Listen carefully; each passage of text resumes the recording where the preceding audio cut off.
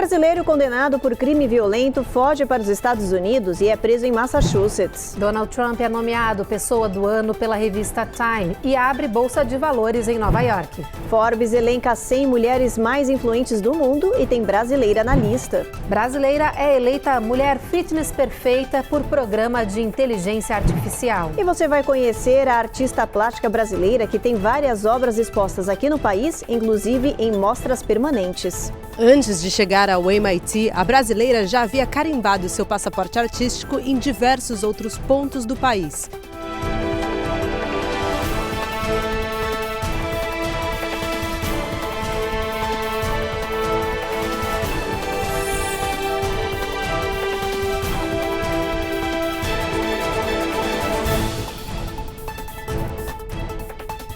Olá, boa noite. Boa noite.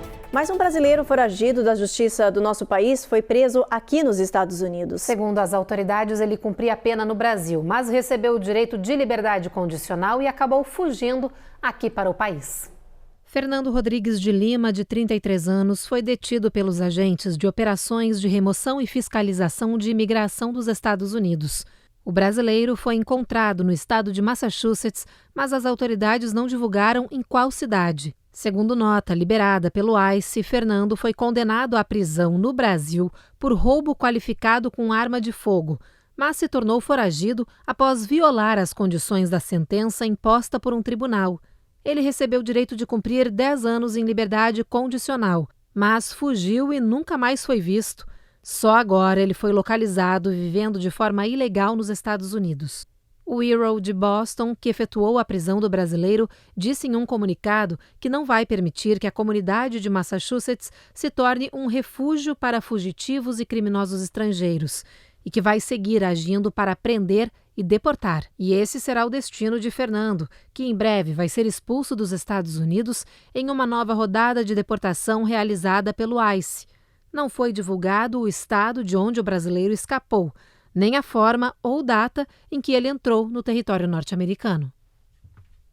Por dia, 4 brasileiras que moram no exterior são vítimas de violência, segundo um novo levantamento internacional sobre violência de gênero. O lugar com o maior número de brasileiras vítimas é a Itália, seguido pelos Estados Unidos.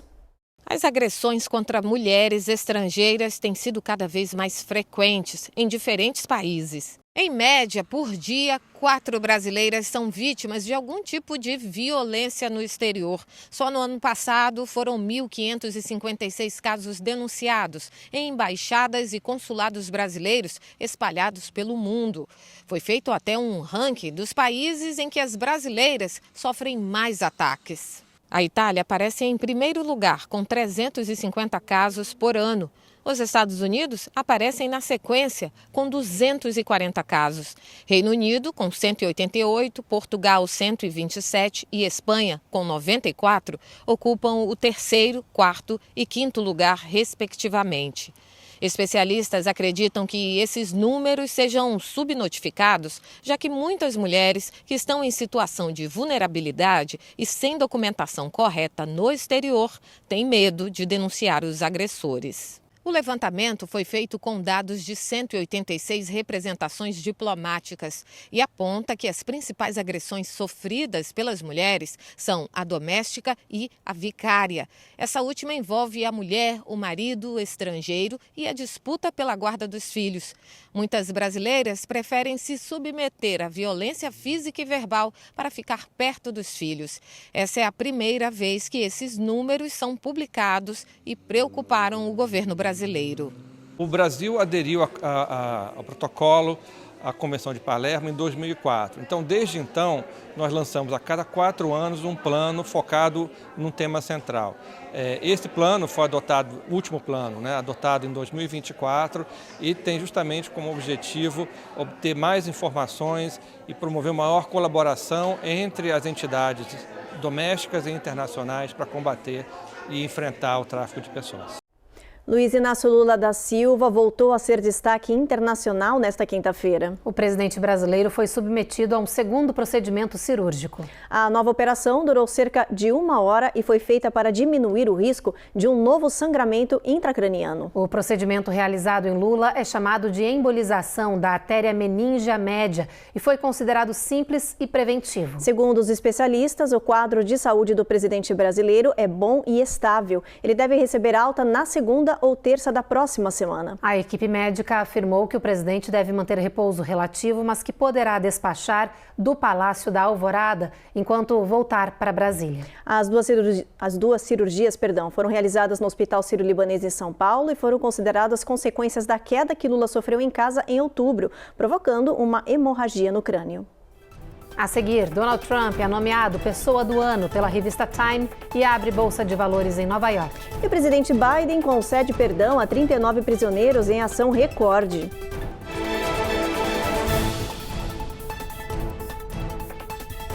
Américas no Ar. Oferecimento Uninter, a melhor faculdade para brasileiros nos Estados Unidos. Acesse uninteramericas.com e inscreva-se já.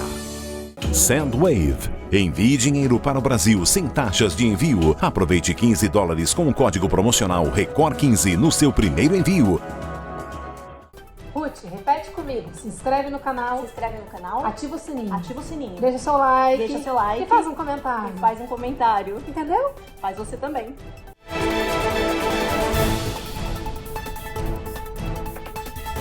Nova York anunciou que planeja fechar as portas de 25 abrigos e centros de acolhimento criados para receber imigrantes indocumentados. A ideia é que até março do ano que vem esses locais estejam fechados e desmontados. A Carolina Camargo explica pra gente o motivo. O prefeito Eric Adams disse que o motivo dos fechamentos dos abrigos é a redução de imigrantes chegando na cidade. Desde julho, o número de indocumentados caiu drasticamente. Na lista dos locais que vão fechar as portas constam 2 dos maiores abrigos da cidade, os centros humanitários no Floyd Bennett Field e em Randall's Island. A ideia é que até março do ano que vem, 25 endereços dedicados aos imigrantes deixem de funcionar, o que vai significar uma economia de 2,3 bilhões de dólares. Em junho, a Casa Branca anunciou novas políticas de imigração restritivas que limitaram os pedidos de asilo e a entrada de pessoas nos Estados Unidos. A administração Biden alega que essas medidas reduziram o número de indocumentados cruzando a fronteira sul e isso ajudou a desafogar as cidades norte-americanas. Só em novembro, 47 mil imigrantes foram presos na passagem que separa o México dos Estados Unidos. Hoje, em Nova York, o prefeito Eric Adams se reuniu com Tom Homan, que será o novo czar da fronteira do governo Trump, para discutir crise de imigração, deportações e novas medidas a serem tomadas. A decisão tomada pelo prefeito de Nova York já era esperada. Isso não apenas pelo resultado eleitoral que culminou na vitória de Donald Trump, mas sobretudo pelos problemas decorrentes dessa migração massiva de pessoas para a cidade. Se por um lado, por questões humanitárias, a cidade de Nova York atuou como um verdadeiro centro de acolhimento a diversas famílias, o que inclusive se coaduna com a proteção internacional dos direitos humanos, que deveria pautar a atuação de todos os estados, também é compreensível que essa política de acolhimento, em determinado momento, passe a se tornar cada vez mais restritiva. Isso porque, embora os abrigos funcionem como uma garantia de segurança, aspectos básicos de sobrevivência dessas pessoas, a sua proposta nunca foi de se tornar um auxílio ad eterno, ou seja, o mecanismo já foi desenhado como uma forma de transição, possibilitando que essas pessoas chegassem, fossem acolhidas e posteriormente conseguissem melhorias significativas em suas vidas. O presidente eleito Donald Trump foi nomeado pela revista Time como a personalidade de 2024. A escolha se deve principalmente pelo que a revista norte-americana chamou de impressionante retomada política. Na publicação que estampa Donald Trump na capa, a Time diz que desde que ele começou a se candidatar à presidência em 2015, talvez nenhuma pessoa tenha desempenhado um papel maior na mudança do curso da política e da história do que ele. For remaking American politics and in doing so, reordering the world as we know it. Essa é a segunda vez que o republicano recebe essa distinção. A primeira nomeação de Pessoa do Ano foi em 2016, depois de ter sido eleito presidente. Agora é a reeleição que colocou Trump nesse posto novamente, segundo a revista, por causa do destaque notável de sua vitória nas urnas após tentativas de assassinato e condenações na justiça. I have to say, Time Magazine getting this honor for the second time. I think I like it better this time, actually. E hoje, no mesmo dia em que saiu a capa da Time, Donald Trump subiu ao palco da Bolsa de Valores de Nova York ao lado da esposa, filhos, do vice-presidente eleito Vance e de indicados a gabinetes do governo. The power of weaponry today is the biggest threat we have, in my opinion. Em um breve discurso, Trump disse que a economia do país vai se fortalecer, que o mundo hoje tem muitos desafios e a maior ameaça ao país é agora o poder armamentista.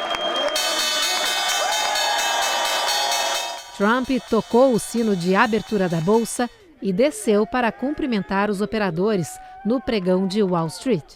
Já em Washington, o presidente Joe Biden foi destaque na imprensa norte-americana com uma notícia inédita na história moderna do país. O democrata concedeu clemência a 39 pessoas e comutou 1.500 sentenças em um único dia. 2 semanas depois de perdoar os crimes do próprio filho, Hunter Biden, o presidente norte-americano, Joe Biden, acrescentou mais de 1.000 pessoas à lista executiva de clemência. Biden concedeu perdão a 39 prisioneiros por crimes não violentos e alterou a sentença de 1.500 pessoas. Foi o maior ato de clemência em um único dia na história moderna dos Estados Unidos. O segundo maior ato desse tipo foi feito pelo ex-presidente Barack Obama, que fez 330 concessões no final do seu mandato em 2017. Em nota, Biden justificou seus atos dizendo que o país foi construído sobre a promessa de possibilidades de segundas chances e que, por isso, ele estava restaurando a oportunidade de vida para essas pessoas.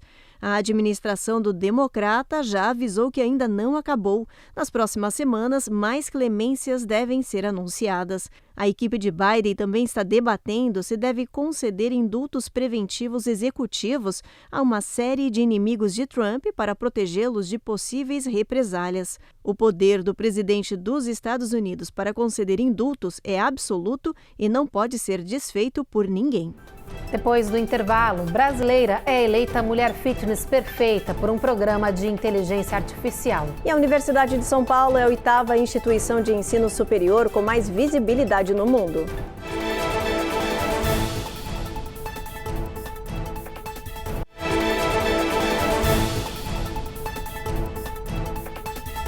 E olha só essa notícia agora, uma brasileira foi eleita a mulher com o corpo fitness mais perfeito do mundo. E sabe quem a elegeu? Um programa de inteligência artificial internacional que indicou essa paulista como um símbolo de harmonia, estética e bem-estar.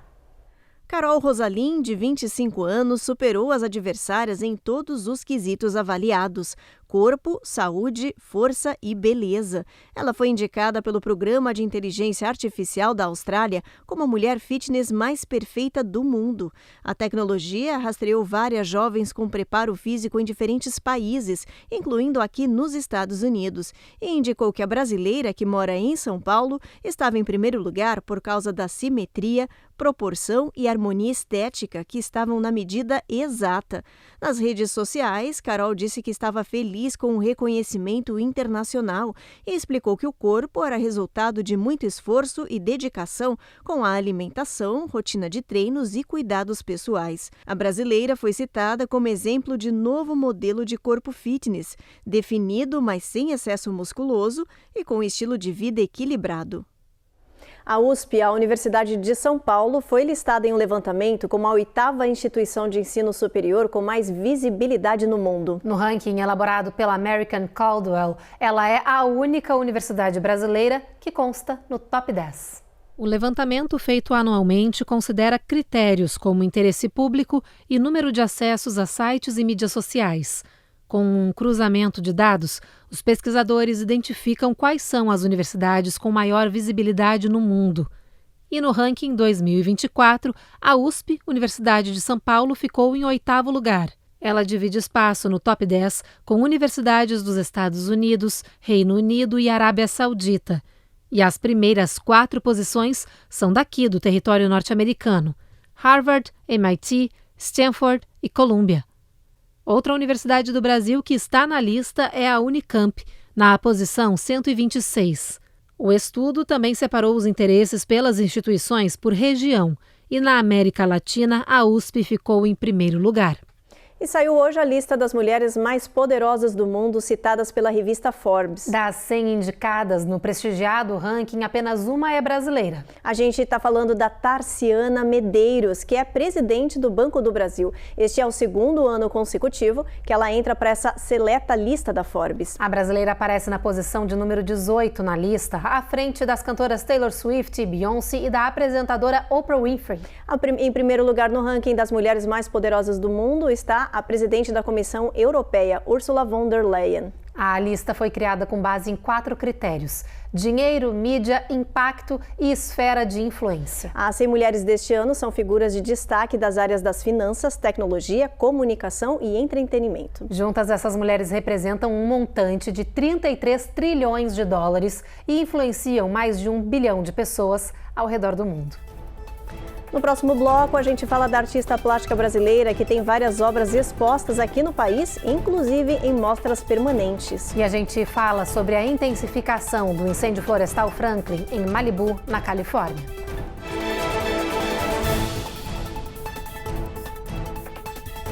Américas no Ar. Oferecimento Uninter, a melhor faculdade para brasileiros nos Estados Unidos. Acesse uninteramericas.com e inscreva-se já. Sendwave. Envie dinheiro para o Brasil sem taxas de envio. Aproveite $15 com o código promocional RECOR15 no seu primeiro envio.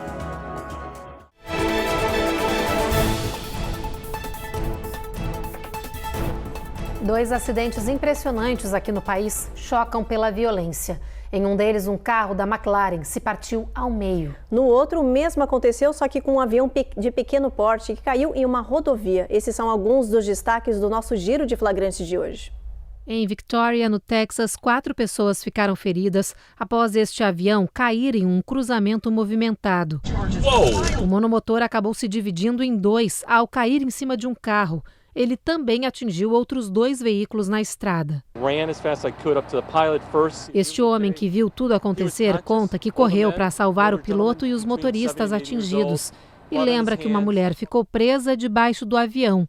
Mas logo os socorristas chegaram e conseguiram salvar todas as vítimas.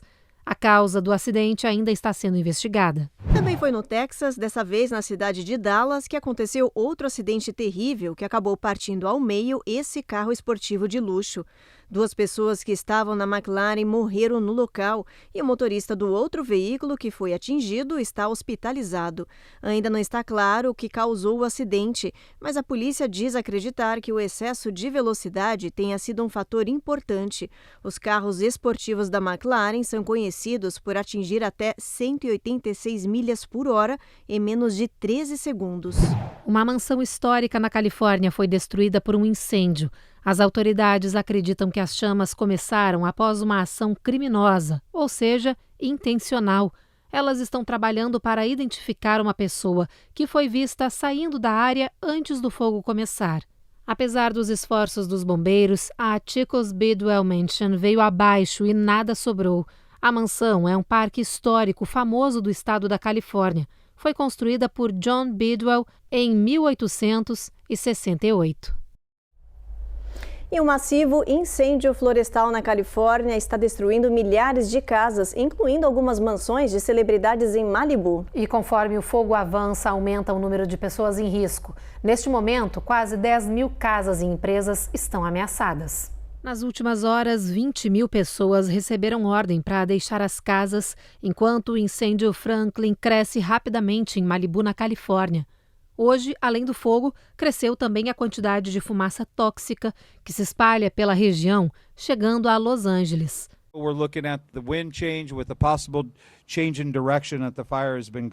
Ricos e famosos estão entre as pessoas em risco. O ator Dick Van Dyke, de 99 anos, diz que precisou fugir de última hora e que seus gatos estão desaparecidos. Mark Hamill, de Star Wars, diz que está sob ordens de lockdown. O incêndio também está se aproximando das casas das pessoas com menos recursos e que, se perderem tudo, vai ser bem mais difícil recomeçar. De segunda, quando começou, até hoje, o incêndio Franklin já queimou áreas maiores do que 5 campos de futebol por minuto. Escolas e universidades de Malibu estão fechadas e a previsão não é boa, porque, segundo o chefe dos bombeiros, mais vento vem para os próximos dias e isso vai seguir dificultando o trabalho de combate. And we're expecting tomorrow for a weather change and a wind change coming tomorrow. Hora da previsão do tempo, vamos dar uma olhadinha no nosso mapa, ver como é que vai estar o clima amanhã. Olha, a gente começa por Boston, sol brilhando, mínima de 24, máxima de 34, apesar disso friozinho. Olha, Nova York o mesmo cenário, Norfolk a gente tem tempo encoberto com mínima de 37. Atlanta, sol entre nuvens também. Na Flórida a gente tem chuva em Jacksonville e tem tempo encoberto em Tampa e Miami. New Orleans, sol entre nuvens, mínima de 57, máxima de 62 e chove em Houston, Evelyn. Já em San Antônio o tempo melhora um pouquinho, mesmo assim o sol não deve dar as caras. Mínima de 64. Em El Paso, o sol aparece um pouquinho entre nuvens, máxima não passa de 69. Em Albuquerque, gente, mínima de 27, muito frio nessa região do país. Na Califórnia, em Los Angeles, sol entre nuvens, máxima atingindo 65. Em São Francisco, previsão de tempo encoberto com chuva, mínima de 54 e máxima não passando de 60. Agora você vai conhecer a potência do trabalho de uma artista brasileira que há anos vem conquistando espaços de prestígio no mercado norte-americano. Ela, que tem mostras permanentes em partes do país, está voltando a um antigo parceiro para um evento pra lá de importante. Enquanto o mundo trabalha para reforçar suas fronteiras, Denise Milan se dispõe a apagá-las. Natural de São Paulo, a brasileira de 70 anos já borrou, por exemplo, a divisa entre arte e ciência e o fez no palco da tecnologia mundial, o MIT. Esse ano teve 2 eventos no MIT. Um que foi o Encounters, né, promovido pelo Departamento de Nanotecnologia, onde eu fui convidada pelo professor Vladimir Ulovsky, e a fazer o quê? A abertura inaugural, né, do estúdio do MIT, e nessa abertura eu trago o quê? A linguagem das pedras, porque é nisso que eu tenho eu tenho focado os últimos 40 anos de criações, né, das minhas criações artísticas. 6 obras assinadas por Denise Milan hoje pertencem à coleção permanente do MIT, que voltou a convocar a artista em setembro deste ano. Desta vez, para participar de um evento em homenagem a Frank Wilczek, vencedor do Prêmio Nobel de Física em 2004, com quem a brasileira colabora há anos num projeto que explora cores e luzes. Fiz uma série de experiências, da onde sai também uma nova linguagem com a luz e com a pedra, né, que está toda linkada com as pesquisas, né, mais de inovação que existem no MIT. Então, eu trabalho com a pedra que tem uma ancestralidade imensa, né? E nesse contraponto com o máximo de inovação que os Estados Unidos oferece, que o MIT é um dos grandes arenas desse novo tipo de pesquisa, né? Antes de chegar ao MIT, a brasileira já havia carimbado seu passaporte artístico em diversos outros pontos do país. Sua instalação Garden of Light, por exemplo, esteve em cartaz no MoMA PS1, em Nova York, em 1988. Em Chicago, Denise Milan assina a obra America's Courtyard, estrutura composta por 60 blocos de pedras representando as Américas, instalada permanentemente às margens do rio Michigan, próximo ao Adler Planetarium. Tem toda uma recepção, né, daquelas pedras ancestrais, né, com toda aquela história de milhões e milhões de anos que nos antecedem, né, dentro daquele espaço contemporâneo.